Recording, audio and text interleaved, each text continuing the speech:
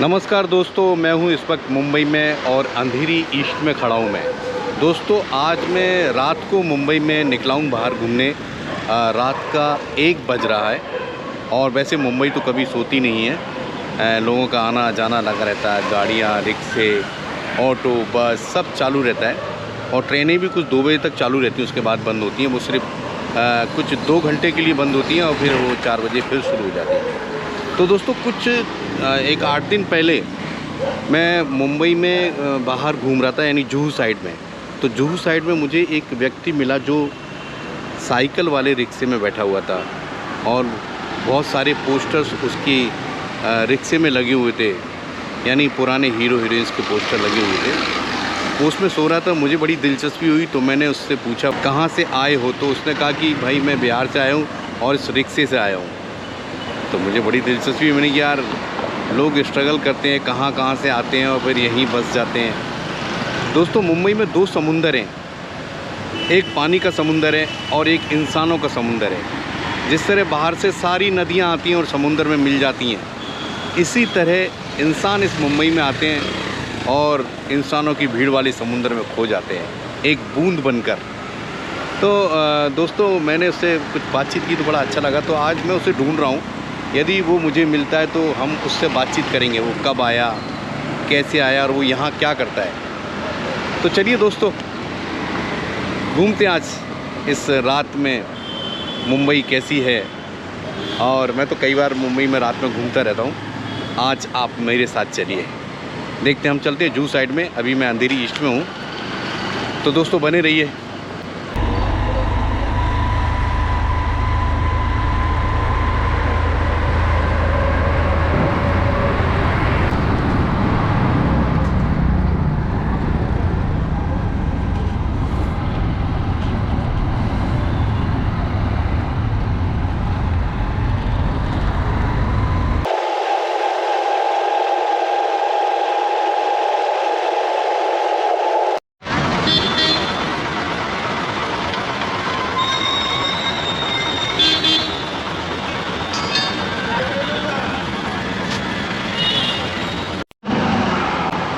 दोस्तों, वो उस दिन मुझे जूहू में तो मिला था, लेकिन वो जगह कौन सी थी, उस जगह मैंने उसे देखा पर वो मिला नहीं। लेकिन अब मैं उस दिन उसका नंबर मैंने ले लिया था, उसके पास मोबाइल भी है, तो उसने मुझे अपना नंबर दे दिया था। तो मैं उसको कॉल करके पूछता हूँ कि वो इस वक्त कहाँ है। तो मैं जूहू की तरफ ही जा रहा हूँ और जूहू वाले रोड पर ही हूँ। और तो चलिए, अब उसको मैं कॉल करके पूछता हूँ कि वो इस वक्त है कहाँ।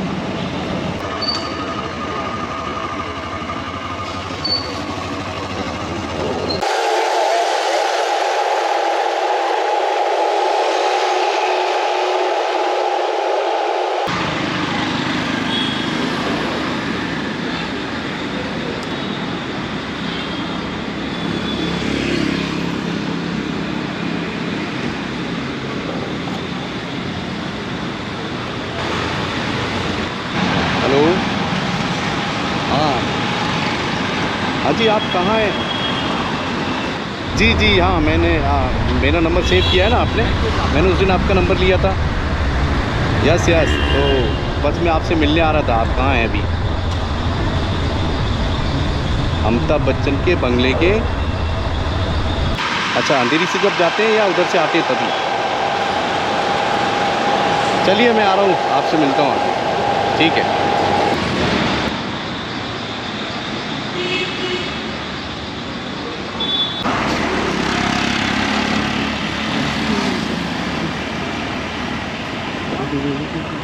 दोस्तों, मैंने फिर से फ़ोन किया उनको और पता चला है वहीं आसपास इसी रोड पे हैं।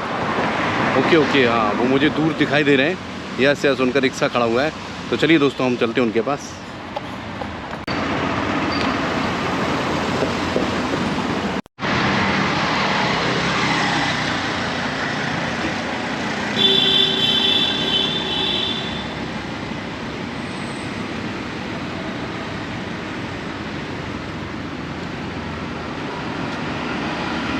भाई साहब, भैया जी,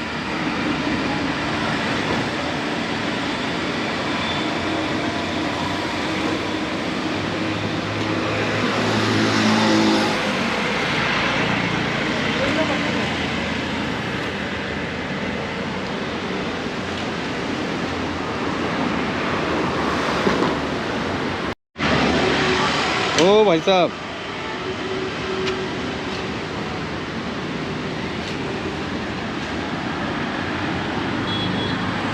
थोड़ा लेट हो गए हम।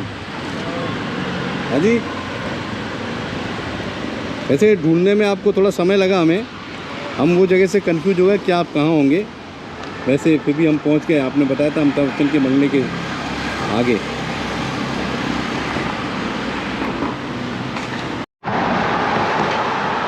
तो दोस्तों, जैसा मैंने आपको बताया था कि मेरी मुलाकात कुछ दिन पहले जब मैं मुंबई में जुहू साइड में रात को कुछ काम से आया था, तो मैंने देखा कि एक साइकिल का रिक्शा, ये देखिए मेरे पीछे खड़ा है, ये रिक्शा खड़ा है, उसमें ये भाई साहब सो रहे थे।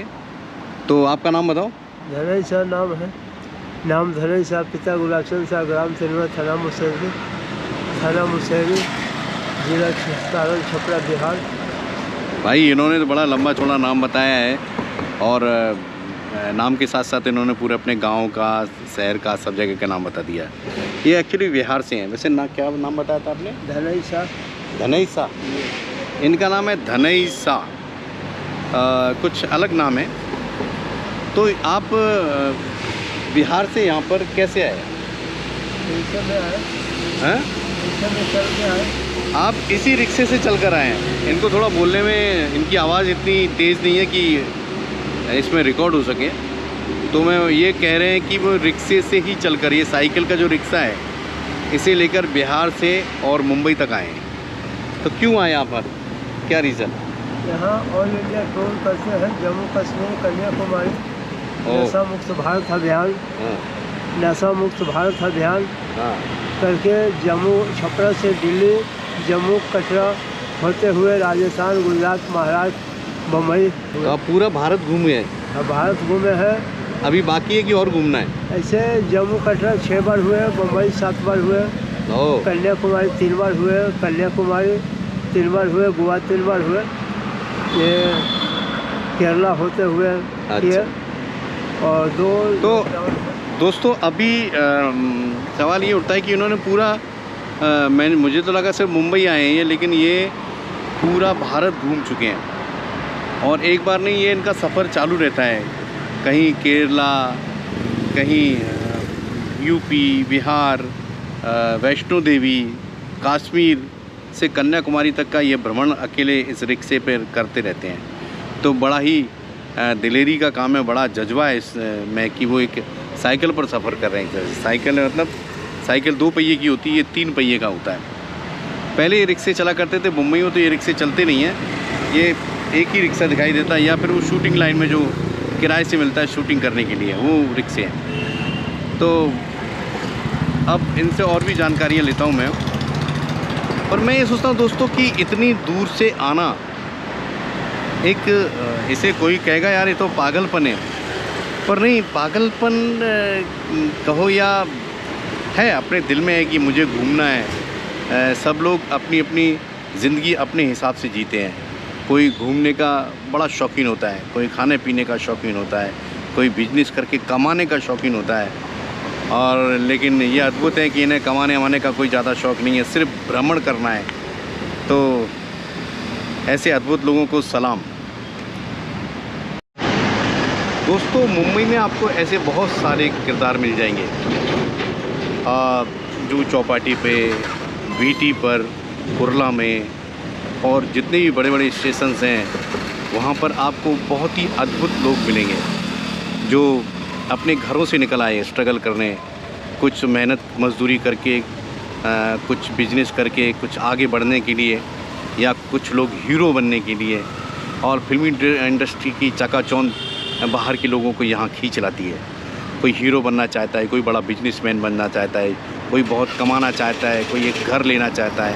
इसके लिए बाहर से बहुत सारे लोग यहाँ आते हैं और अपनी तकदीर आजमाते हैं। पर कहते हैं ना, मुंबई को ख़रीदने सब आते हैं, लेकिन मुंबई सबको ख़रीद लेती है।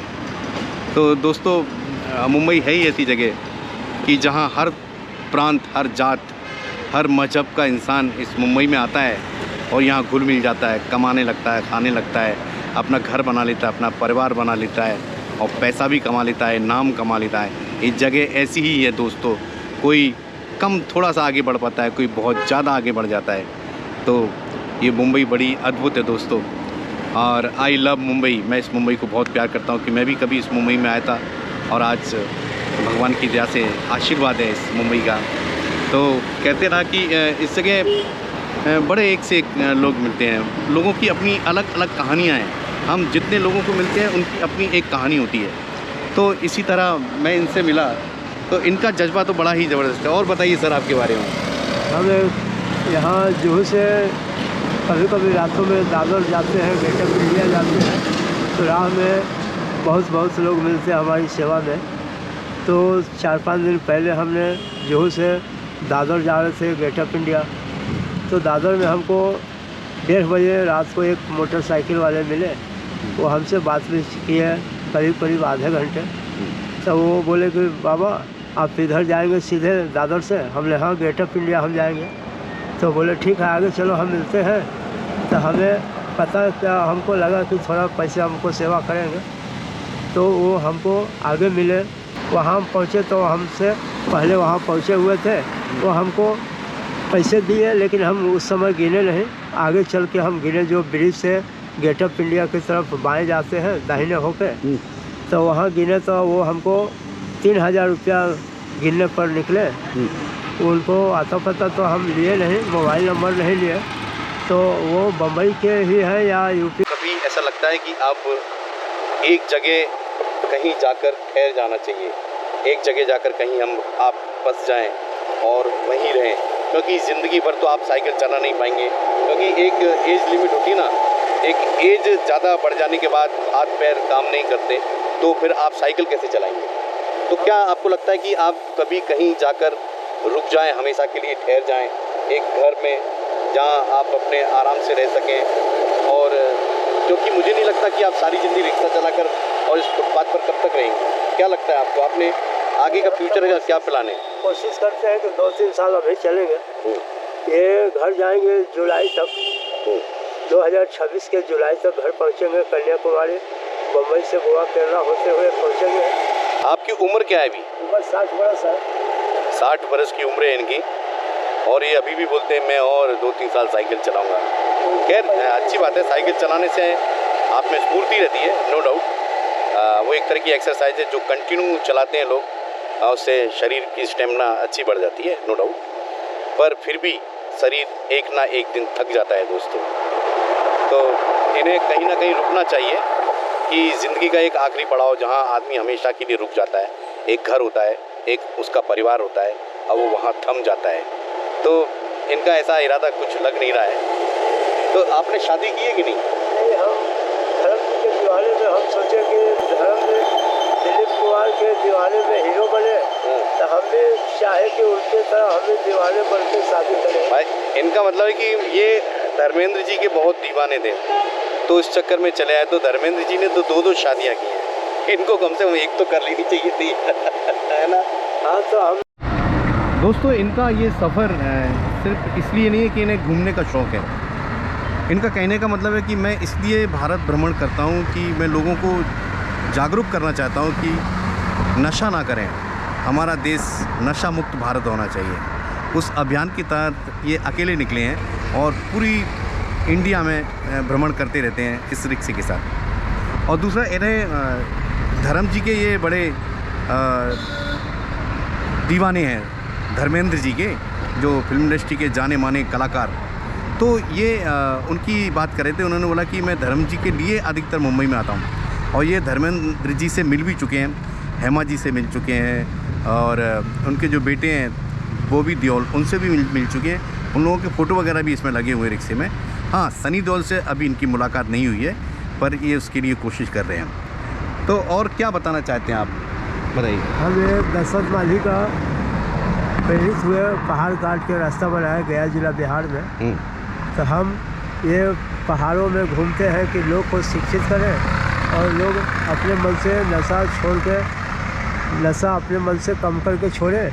ये उनको आदेश देते हैं अपने यूट्यूब चैनल के द्वारा। अतुल हिंदी एंटरटेनमेंट हमारे चैनल है।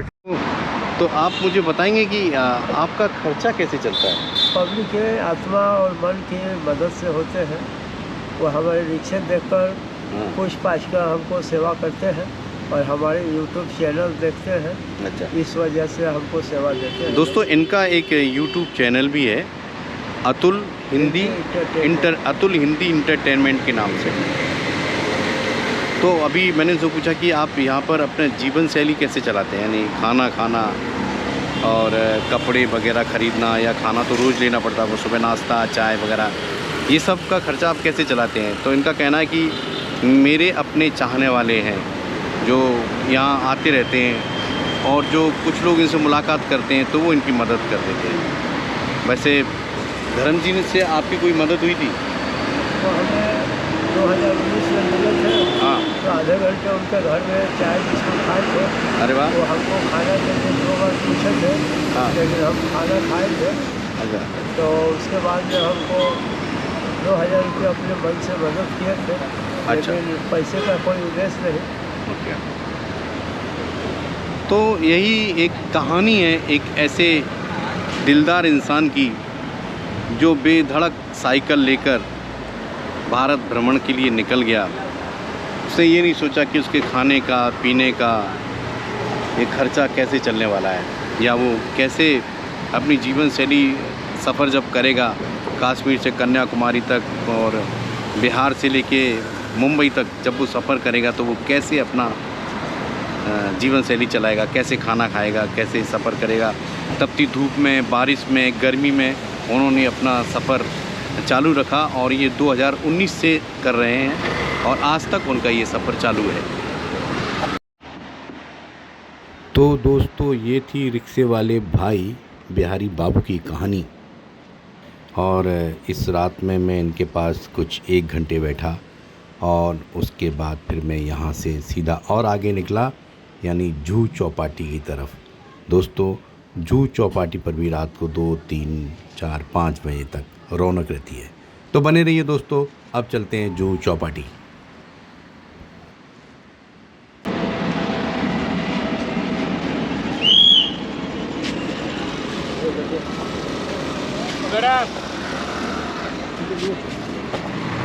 यहाँ तो खड़े हो सकते हैं ना, यहाँ खड़े हो सकते हैं। हाँ, 6 बजे के बाद आते हैं। 6 बजे का। देखिए भैया, हम लोग इस वक्त जू में हैं, और जू चौपाटी में। चौपाटी में देखो पूरा अंधेरा है, सामने समुंदर है, लेकिन अंदर जाना अब अलाउड नहीं है क्योंकि 12 बजे बंद हो जाता है, तो अंदर नहीं जा सकते। फिर भी कुछ लोग चले जाते हैं, तो यहाँ वॉचमैन है, वो सीटी बजाता है, उनको बाहर निकालता है। कुछ 2 लेडी लोग अंदर गई थी अभी, उन्हें बाहर बुलाया उसने। तो यहाँ हम चाय पीने के लिए रुके हैं, और दिन में यहाँ पर काफ़ी भीड़ भाड़ रहती है। दिन में मुंबई में घूमने वाले जो भी लोग आते हैं, वो अधिकतर सारे लोग, सभी लोग मुंबई चौपाटी घूमने ज़रूर आते हैं।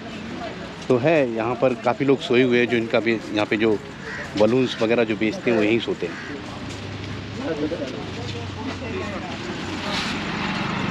क्या चेकिंग चल रही है क्या?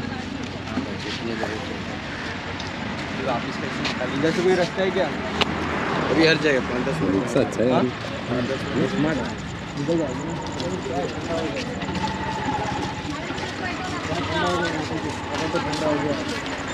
रख रख रख पी लेंगे, दूसरी ले लेंगे तो गरम लेते हैं ना। अच्छा है यार ये। देखिए ये नहीं, आप गरम लेंगे।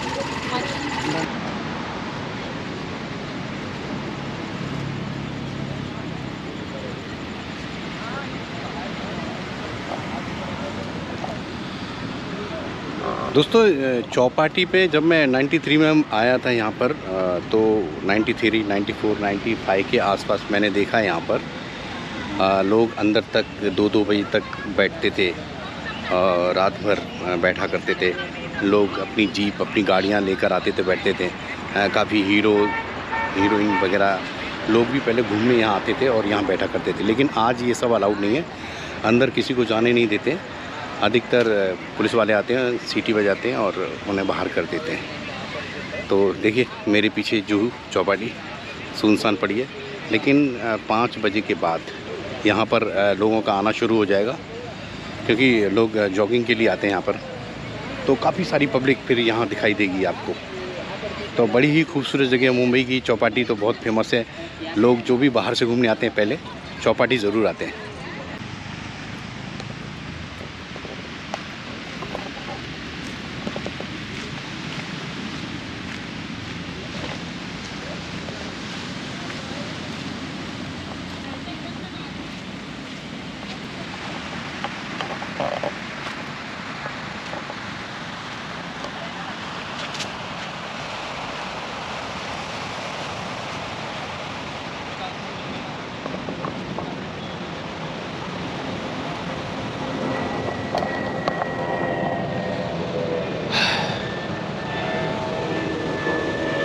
दोस्तों अंधेरा है। अभी वो एक पुलिस वाला आया था जो सीटी बजा के सबको बोल रहा था जाओ यहाँ से, एक वॉचमैन भी था। तो जब वो उधर चला गया तो काफ़ी पब्लिक चौपाटी के अंदर आ गई, तो मैं भी उनके पीछे पीछे आ गया। तो है शाम को यहाँ पर काफ़ी भीड़ होती है। 3-4 बजे के बाद बहुत ज़्यादा, वैसे सारे दिन पब्लिक रहती है यहाँ पर शाम को 3-4 बजे के बाद बहुत सारी पब्लिक। अब तो छुट्टियाँ भी शुरू हो गई हैं बच्चों की, दीपावली है तो काफ़ी भीड़ होती है। तो यहाँ हर तरह की चीज़, खाने पीने की चीज़ें मिलती हैं, बच्चों के खेलने कूदने के लिए कुछ खिलौने वगैरह मिलते हैं। हेलो। तो दोस्तों ये मुंबई की सबसे अच्छी और खूबसूरत जगह है। अब यहाँ पर लेकिन क्या होता है कि सबसे ज़्यादा यहाँ गंदगी हो जाती है। चारों तरफ प्लास्टिक चौपाटी पर फैली हुई है। ये गंदगी देखकर बड़ा मन उदास हो जाता है, क्योंकि 10 साल 15 साल पहले यहाँ ऐसी गंदगी नहीं हुआ करती, लेकिन आज ये गंदगी देखकर बड़ा दुख होता है।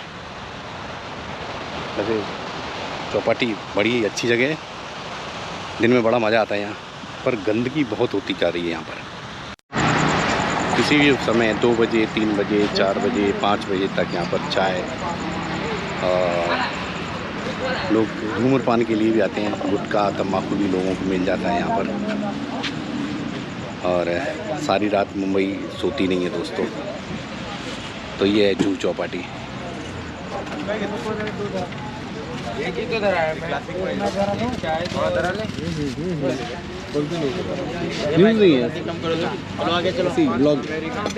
ब्लॉग बनाने का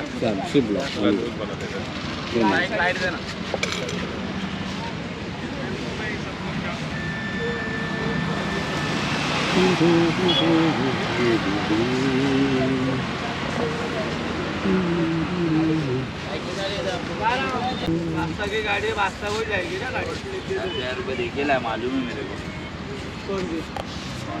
हाँ कंधे पे चढ़ गया। चाचा मेरे को ही लेकर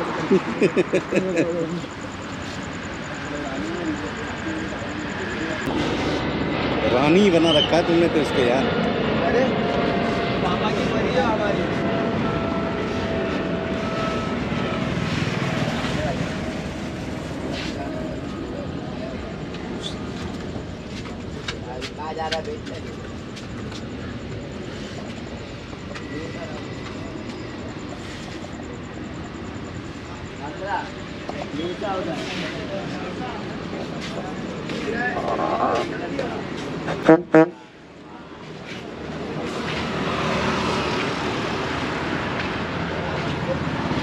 अपना नाम बताओ।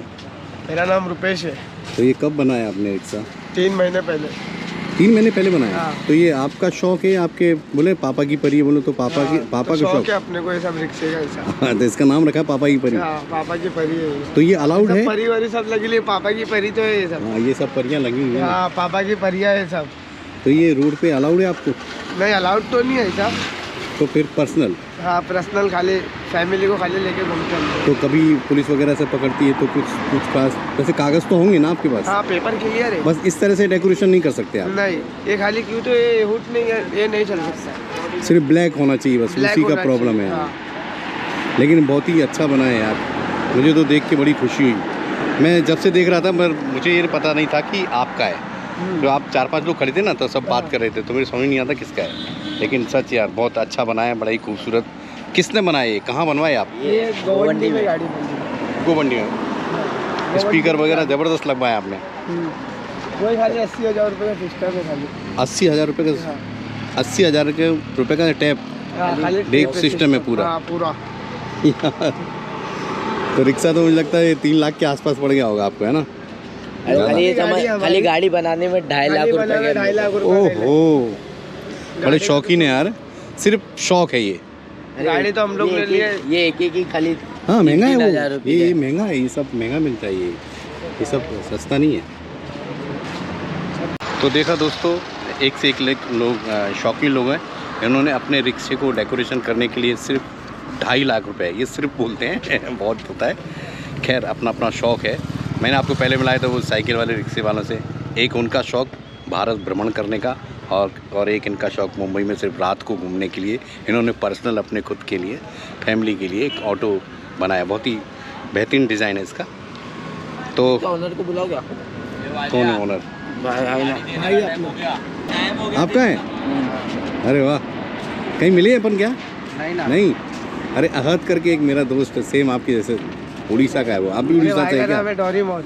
आप भी उड़ीसा से? आपके बाल तो यार जबरदस्त है। शाबाश, आपका ही है। हाँ, बड़ा यार आप। इनका ये रिक्शा है और इनका बड़ी शौकीन निकले यार। ये तो अभी इनसे बात हुई, इन भाई ने बताया कि यार इन्होंने पापा की परी बना दिया इसको। तो बड़ा अच्छा है। तो कहीं बाहर भी जाते हैं आप इसको लेके? हाँ जाता हूँ ना, जहाँ तो बोलेंगे वहाँ। अभी अजमेर जाने वाले लेके। इससे जाओगे? रास्ते में कोई दिक्कत नहीं आएगी?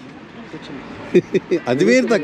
उर्स रहेगा ना, उर्स में ख्वाजा के उर्स में। वो तो फरवरी में आता है ना शायद, नहीं, जनवरी फरवरी कुछ। तो दिसंबर के एंड में निकलते हम लोग। हाँ गया था मैं एक बार। चलिए, बड़ा ही अच्छा था। संभाल के रखो अपनी पापा की परी को।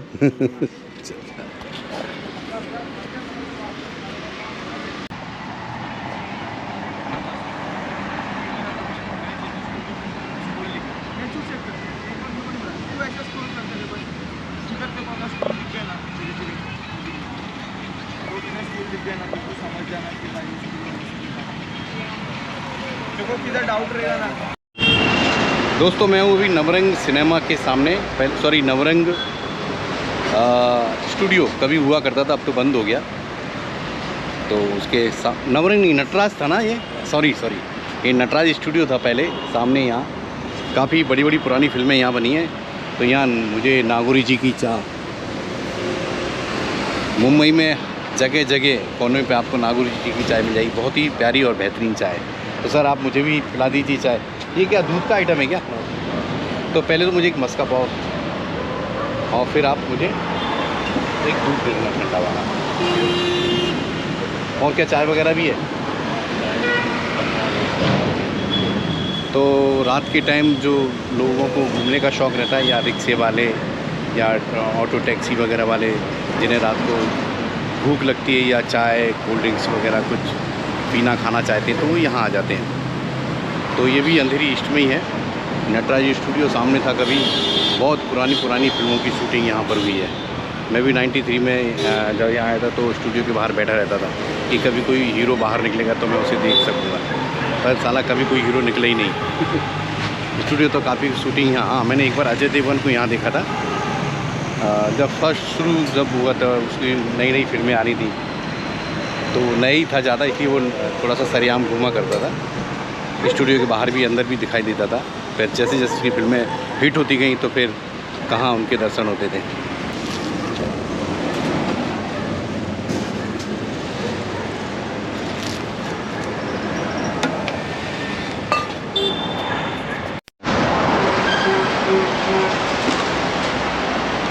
दोस्तों पहले ये हाईवे, आज भी ये हाईवे है, ये है मुंबई टू अहमदाबाद हाईवे। यहाँ से ये मुंबई इधर है, अहमदाबाद इधर। तो ये ब्रिज अभी बन गए हैं। पहले 93-94 में यहाँ सिर्फ सामने एक डिवाइडर था और ये रास्ता काफ़ी छोटा था। तो वो सामने जो डिवाइडर था वहाँ हम बैठा करते थे और वहाँ हम बैठकर गपशप किया करते थे, रात को गाने आने गाते थे। 2-4 दोस्त हमारे यहीं सामने रहते थे, तो वो सब हम लोग आकर बैठते थे और इन्जॉय करते थे। लेकिन आज यहाँ वो डिवाइडर दिखाई नहीं देता, ब्रिज बन गया है, रास्ता चौड़ा हो गया है। यानी उस वक्त का कोई आदमी आया होगा और अब वो आज देखेगा तो इस जगह को पहचान नहीं सकता, इतना सब कुछ चेंज हो गया है। ये सामने यहाँ स्टूडियो था, नटराज स्टूडियो, और ये रास्ता अंधेरी स्टेशन जाता है और ये सीधा हाईवे। तो बड़ा विकास हो चुका है, बदल चुका है, मुंबई काफ़ी चेंज हो चुका है। 30 साल पहले जो मुंबई था आज वो मुंबई नहीं है। बहुत ज़्यादा भीड़ भाड़, बहुत ज़्यादा ही कंजस्टेड शहर हो गया है ये। बहुत ज़्यादा गाड़ियाँ, ट्रैफिक, लोगों की भीड़। तो आज के मुंबई में और पहले के मुंबई में काफ़ी फ़र्क आ गया है।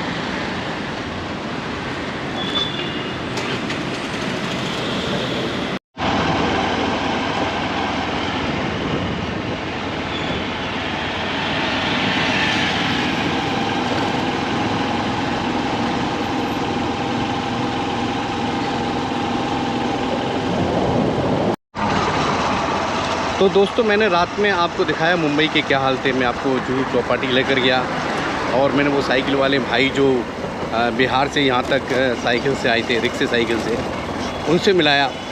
तो दोस्तों इस रात में इस ब्लॉग में इतना ही। फिर फिर किसी नेक्स्ट ब्लॉग में मैं आपके सामने फिर से हाजिर होऊंगा। तब तक आप हंसते रहिए, मुस्कुराते रहिए और देखते रहिए हमारा यूट्यूब चैनल अंकल अग्निहोत्री। हम फिर मिलेंगे, तब तक के लिए गुड बाय, नमस्ते, जय महाराष्ट्र।